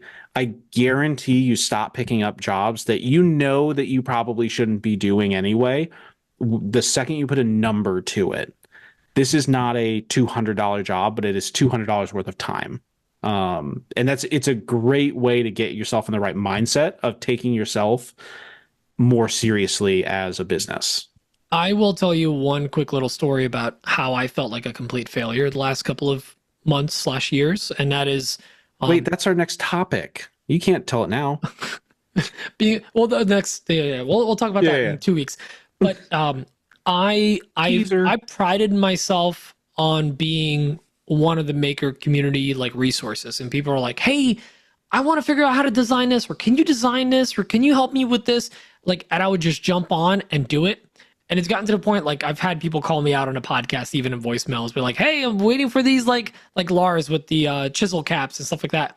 For me to sit down and like model some of that stuff, it'll be an hour or two, and then back and forth with the emails and whatever. And it's a simple project. Yes, it'll take me 30 minutes, but between the back and forth and the modeling and the printing, making sure it fits, we're hours in for something that I could maybe list on my shop, or I'm helping somebody out. And I'm unfortunately at that position. I'm fortunately in that position right now where my time is very valuable. That's a very fortunate position to be in. I don't want to say it's a bad thing. Like, I have to say no to these one-off jobs. Like, I've started saying no to everyone, including friends and family. They're like, hey, can you maybe like engrave this thing? I really don't have time. I can't take that on right now. Even if it's simple stuff, I'm having to say no. And that's just an example, but I'm having to say no to like very simple stuff that I'm like, I could do this in 10 minutes. Yeah, but that 10 minutes turns into an hour. If they come over, hour and a half, maybe a beer, now my night's shot, like sometimes like things just kind of like spiral out of control and you get derailed and they hang out. And before you know, you're like, well, it's 9:30. I'm not going to be running the table saw now or whatever. Like, sometimes these little things that you want to do good and it feels good to do them, they cost you a lot of time and money if you're actually applying your time to them. And I hate to say it that way. I hate to be so transactional about it. But if you're trying to be serious and trying to run this like a business, unfortunately, sometimes you have to be kind of a jerk about it to yourself, even. You don't have to be a jerk, just firm. Firm. I like that better. Yeah. Firm. You don't want to be soft. You want to be firm. You want to be soft like Nick Brim. You want to be firm like Dunlap. He's firm where it counts. Well, speaking of firm where it counts, Dan, this next section, this kind of relates to you. Team collaboration. Ooh. So occasionally followed by some listening. Yeah, because what? Dan is someone that's on a podcast that's actually had semi full-time help or part-time help, let's say, in his shop before. Part-time. But kind of consistently, where like it really yielded a lot of results. So like, I want you to talk about the clear communication, like role assignments, and the training that went into it, and the pros and cons of bringing somebody on. Tell us about it, Daddy Dan. Daddy Dan. Daddy. Yeah, communication's super key, right? Like, if you don't set a clear role right off the gate, things could be chaos really quickly. So when I had Isaiah with me, one of the things we did before we ever got to work in my shop was we sat down and we went over exactly what I expected of him. And that was really, really a good thing to do. You know, and then obviously when I set out the role assignments, I told him exactly what I wanted him to be doing. Like if I'm going to be doing A, I need you to do B. So you're always going to kind of take cues from what I'm doing. And then I also, he was great in the fact that like he knew that like he should be doing something. So if he felt that there was some downtime, he took it upon himself to go and figure out a way to maximize his time. Like if I'm starting up the CNC, nothing's happening here while this is running, he would go like throw a cutting board together. So it was great. A team collaboration is amazing, and I think Pete alluded to it earlier. Even though you're bringing on help, that could help you exponentially for growth, and I can't wait to do it again. I think it's going to be great. It's all positive. So, well, it's soon, right? Hopefully next week you're going to get some support, some backup. We're recording on Thursday. Hopefully Monday.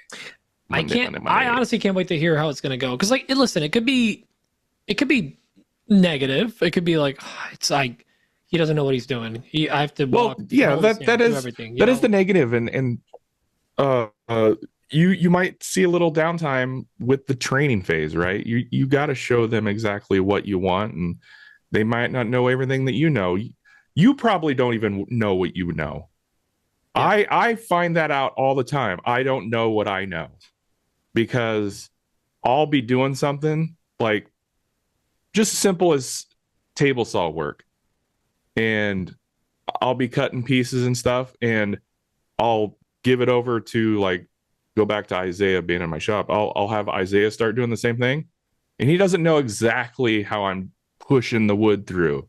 He doesn't know exactly where to stand. He doesn't know exactly how to position his body to be perfectly safe. He doesn't know exactly how high up to bring the blade. You don't know what you know because you just do things by muscle memory at this point.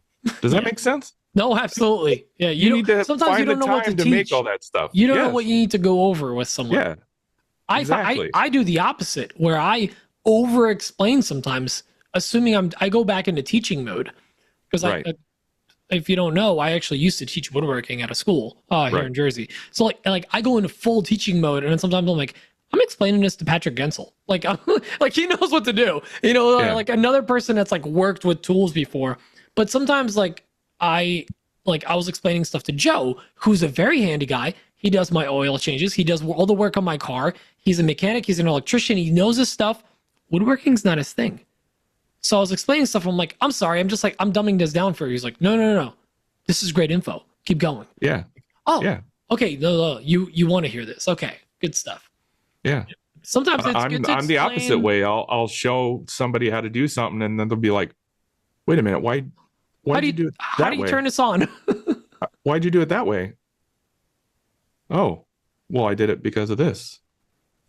So, yeah. I like to say you don't know what you don't know. I'm at fault of being aggressively the opposite, where like I was with the Pineys down in South Jersey, like Patrick and Carlina, and I'm like talking with Patrick like I'm teaching him, and I'm like, he knows this stuff. Like, stop it, Peter.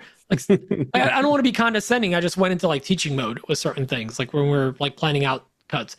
But I think there's underuse and overuse of a quality, like training. There's underuse and overuse of that skill, or role assignment, or clear communication. Sometimes you over communicate to the point where they're like, "Shut up, dude, I got it," you know, or the opposite. So, but like I remember watching you when you had Isaiah in your shop, and I feel like you were just cranking stuff out. We were, because we got a vibe. We got used to each other's patterns and how we work together, and we just started vibing. And yeah, it didn't he start knew that where way. I was going to be. I knew where he was going to be. So like, we just clicked. It was great. Yep. Braden, do you have any experience with that? Like with training, role assignments, clear communication? And it doesn't necessarily have to be in the shop. Like I know you've done a lot of that stuff in your professional work too. I'm very similar to you. I spend all day teaching about a concept that people know just enough to be like dangerous to themselves and others around them. So I'm constantly in kind of the same mode. I'll have Chris or shoot, well, never really Dan. I just assume Dan knows everything. Which is accurate. Keep the ego down. I heard it as soon as I said it. But I'll have guys that come out that they have their own shops. They run their own tools, and heck, we've picked up tools together, and I just go right into teaching them how to work things and how to do things. And then same thing. I just catch myself. I'm like, yeah, do you know what I'm talking about, right? And they're like, yep, known it for like 5 minutes. So can we just do it? And it's like, okay, yeah, let's go. So building up the familiarity, though, I can see that as being where you're able to really kind of pick up some speed with these, when partnerships and having somebody, like an employee, air quotes, or having a quote without, or an employee without the air quotes like Dan had. It didn't start out as smooth with Isaiah, but yeah, by the end of the time, like y'all were cooking. Yeah. So. And one thing I'll add to that is find the strength of everyone that's helping you out. It's not necessarily always going to be somebody in the shop. Like, I think, I'm biased here because she's my wife, but Emma is responsible for half the relationships that we've built with brands over the last year. Like, she has been our communicate to all the brands, locking down deals like Maker Camp, Workbench Con. She was spearheading a lot of that stuff. And the communication and follow-ups and things like that have been like, that's been her strength. She's stepped up where like I was thinking like, oh, she's gonna help me in the shop, whatever. Like, no, she's helping. She has taken over so much admin stuff for me personally and for the podcast now that it's really helping out a lot. And so like, you don't know what your strength is. Like, I brought in Joe, my neighbor, and like he's not a woodworker, but like for assembly or whatever, he was assembling stuff really fast. But for sanding and quality control stuff, Patrick Gensel was incredible. He was handing me stuff and I'm like, this is finished. This is a finished piece. This is exactly what I would hand to the customer. So like, you got to know the strengths of who you're bringing on and be very straightforward with stuff, and don't be afraid to be offend people, and make sure they know that you're not offending them. You're just like, hey, this is your strength. I want you to work on this. Just do milling for the next 8 hours because you're going to be great at that. You know exactly what to do. So, well, let's kind of fly through the next ones. I feel like number 9 is it's one that we talk about almost every week, and it's technology and automation with modern tools, CNC machines, lasers, software solutions. Like, we talk about this every week. So basically, if anywhere you can find either an upgrade in a tool or a CNC or a laser to do the work for you, I think you're going to be winning here. So I don't know if you guys have anything else to add on this one. Like we touch on this like every week. No, we touch on it every week. So I feel like it's just beating a dead horse at this point. Yeah, the only thing that I have to add just in this specific context is if you have a machine and another one would do it better and you can build that cost in, it saves you time, saves you material, saves you whatever, just jump on it. It's really hard to make some of these big purchases, but I mean, like, with like the laser, I started out with a small laser. I jumped straight to the biggest laser I could find for this specific job. It'll save you time, which then saves you money. So yeah, I mean, if you need to go bigger, go bigger. Like, don't be scared to invest in yourself. Absolutely. Which is the opposite too. Don't take on work that you're not ready for because you're overly confident that you can do it. Get the right tools for the job. Well, the last one is this is a big one. Number 10, continuous improvement.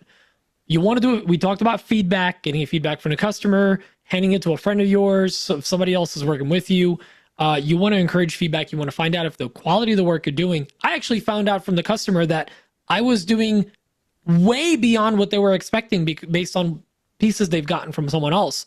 Like other companies have handed them stuff and it was basically straight off the router table. While I sand it down to like baby bottom smooth. So you got to figure out what they're okay with, because you might actually be killing yourself on a part of the process that they don't care about. And that's the thing. Process reviews. Review the processes. What's working, what's not working. Maybe the customer needs something else. Maybe they need less. Maybe they need more. Maybe you can take on an extra step of the thing and actually charge them more, or go vice versa and do less and just reduce the price. And then obviously training and development, both for yourself on a new software, new machine, new something else, or maybe training someone else, even a high school kid, to be like, hey, you're going to sit here for 6 hours and you're going to drill this one hole over and over again. And this is what a good hole looks like. This is what a bad hole looks like. You see this chip out, that's bad. You see this perfect flush, that's good. And you teach them once and they do it right for 8 hours. So like the continuous improvement is how you're going to get better from batch to batch to batch. I can tell you doing this 6th batch now of these ice climbing tools, we got it dialed in and we're only going to get better from here.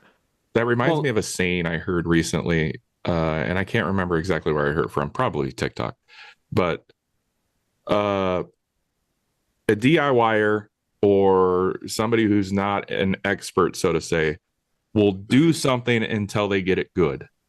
An expert or a master craftsman will do something until they can't get it wrong. Ooh, nice. Yes. I mean, that one. That's that was great. That whole I'm going to take all the credit for that. I definitely didn't hear it anywhere else.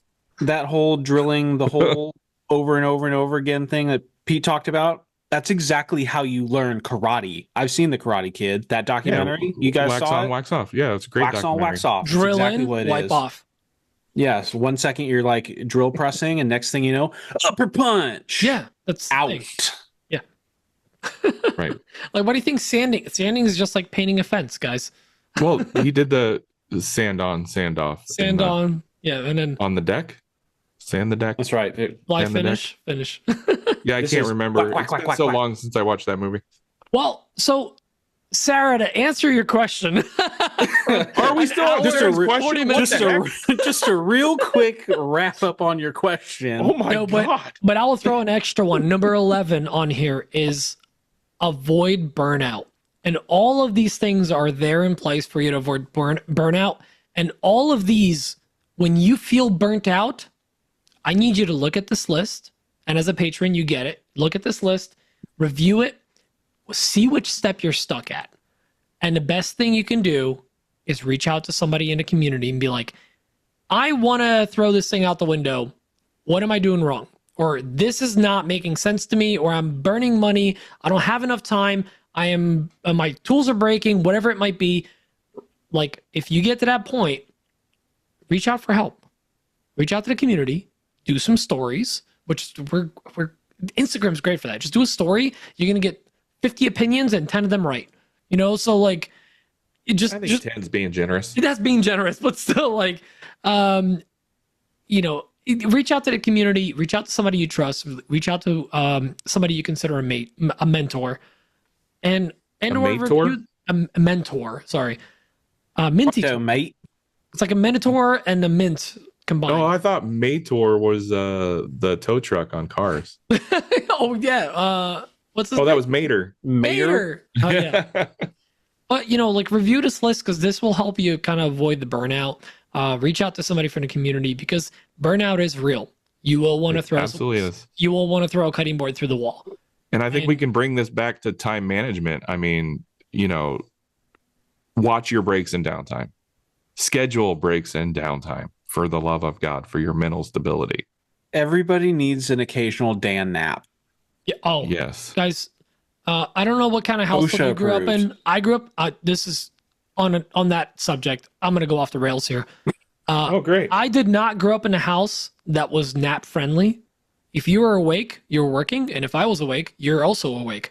That was the household I grew up in. We live in a nap friendly household. If I'm gonna take a nap now. Is that cool? Dan has got it right. Like, I know we bust his balls about this thing, but like, if you're tired, take a nap. Relax. Yes. Go turn off your brain. No, I'm serious. Like, you need to let your body rest. All right. Later. Bye, Dan. Like, Dan is absolutely right. You have nothing to prove. If you're tired, rest. Yeah, Absolutely. just because somebody is telling you, I work 16 hours and I feel like a man. Yeah. Okay. You don't need to keep up with that. You don't need Yeah, to. Who are you trying to prove yourself to? Right. Yeah. Working yourself like to the bone, the 80 hours a week, like all that. We get it. Like we're all doing it. We're all overworking ourselves. We're all, most of us are working a full-time job and then having a full-time job. We're all on board. Like we got it. You don't have anything to prove. Like rest your mind, rest your soul, refill the cup. And we're going to tell you to do this every single week until you finally get it through your head. Cause you're like us. You're never going to. So Absolutely. You know what? I'm gonna put all the questions we had on a back burner for next week.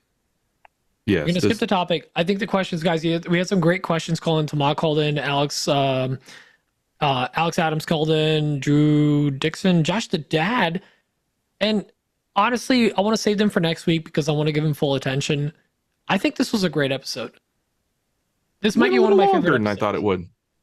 I mean, listen, we're shorter than we usually are. I mean, we're not done yet, but like, Hey, I don't want to jump into questions and like kind of change the vibe. This was really good information. Like this actually help me kind of regroup my own thoughts. Like, oh man, I gotta like. You're welcome. About this. Bill's in the mail. Thanks, Dan.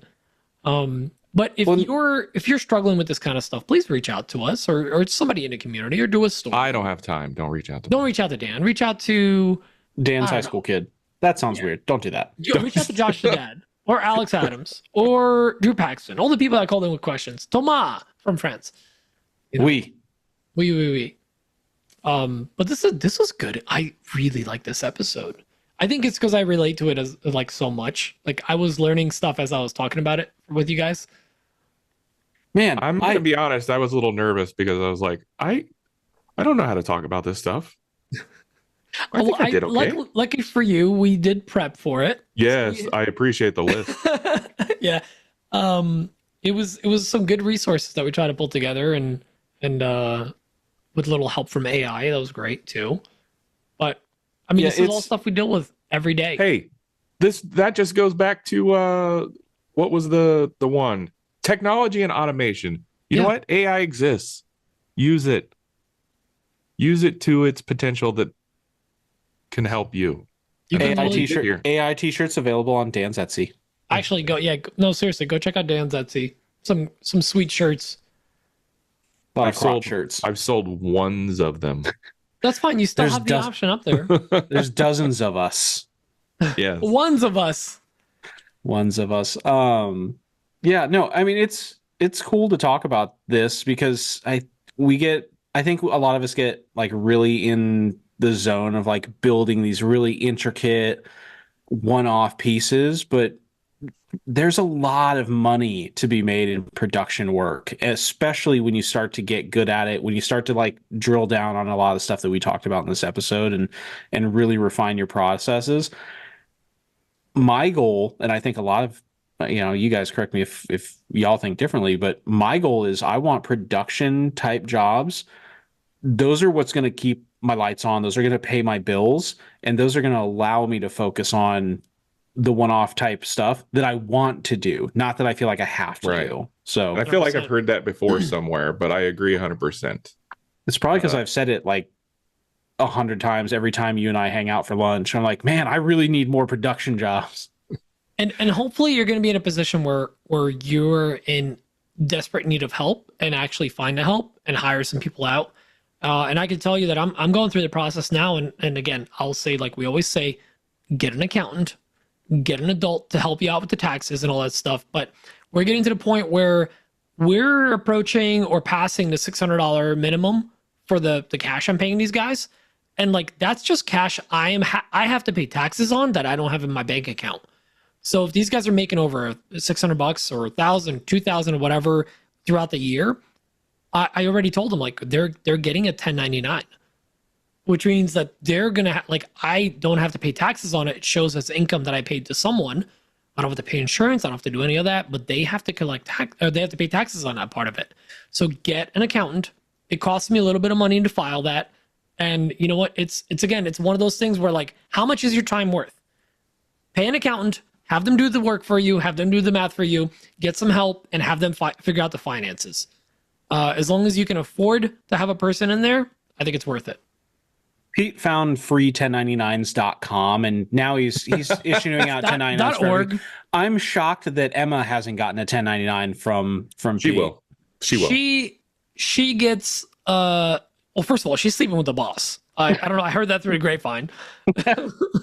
And she gets full insurance, so she's. I heard the all, boss knocked her up. I heard that too. That's crazy. Yeah. We'll talk about it in Slack. Okay. Off air in Slack. And move your mouse. You're showing active. Oh, that's such. Dan doesn't even realize how PTSD that is for modern, like, corporate tech BS. No. I'm really excited to revisit because I mean we skimmed the surface of this topic. I can't wait for Sweatshops 102 or 201. It's been a long time since 202. No, this is episode 205. Yeah, 205. There's like episode 235. It'll be Sweatshop 202, 230, whatever. 202. 202. 102. Sophomore year. Yeah, basically we'll just be like, all right, well, so you find the country with the lowest GDP. Then you send out some blank emails requesting work, and then you get the labor. Yeah, it's outsource overseas. All right, well, speaking of outsourcing overseas, I want to thank our patrons. At least one of them is from overseas. I know that much. Are they? I think so. It's Justin Bailey, isn't he? It is. He's from Central Jersey. Central Jersey, yeah. I know. Yeah. It's a country off the coast of South Africa. But guys, I think this was a great episode. I loved all this info. We'll get to your questions next week. We're not going to do a topic. And again, we want to remind everyone that next week is the West Coast Maker Meetup at the Surfprep headquarters. If you want more information about June that, that's going to be in the pre-show. June 8th on Saturday. We're going to be there. We are going to be giving out free hugs and firm pats on the behind if requested. A waiver will have to be signed. So we'll see you guys all there. And a huge shout out to our patrons for helping us keep the lights on. And of course, Malcolm for being the voice of AWP.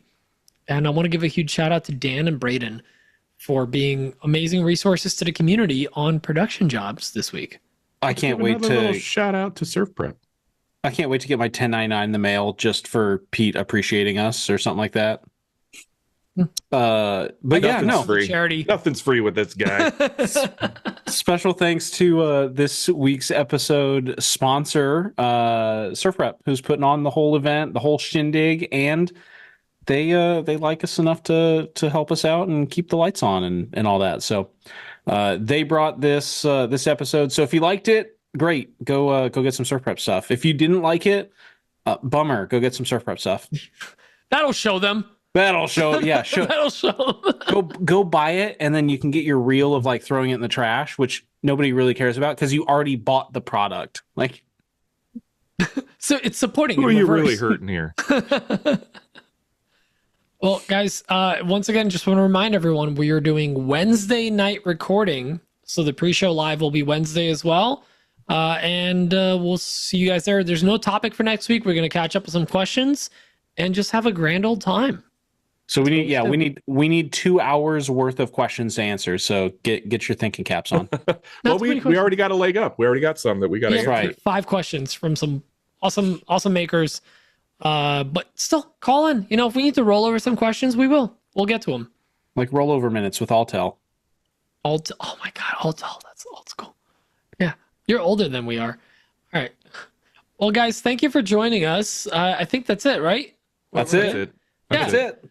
Love you guys so much. This is a great topic. Can't wait to get to the next one. And we'll see you all, some of you in person and some of you online next week. Love you all. Bye. Bye. Bye. Love you long time.